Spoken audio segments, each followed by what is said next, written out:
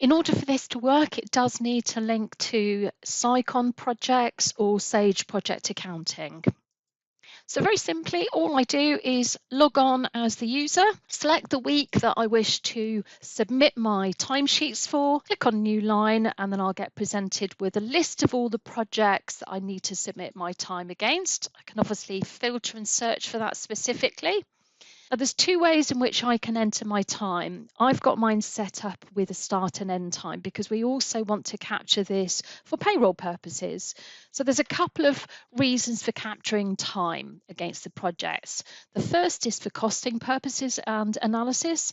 The second is for payroll purposes and overtime calculations, and the third for charging purposes. I have mine set up for start and end time in order for us to capture overtime calculations, but you could limit this so all you're doing is seeing and entering the total number of hours. Have the capacity to be able to pop in some notes against each day and each submission, or as you can see, we can put a general notes in here. And it literally is as simple as update.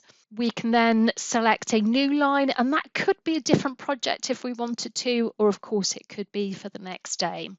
Now it will automatically save the submission that I've just entered, and then when I'm happy to submit that because I've completed for the full week, all I simply do is click submit, and that will then automatically generate an email notification directly out through to whoever it is that needs to approve that, and that could be multiple people.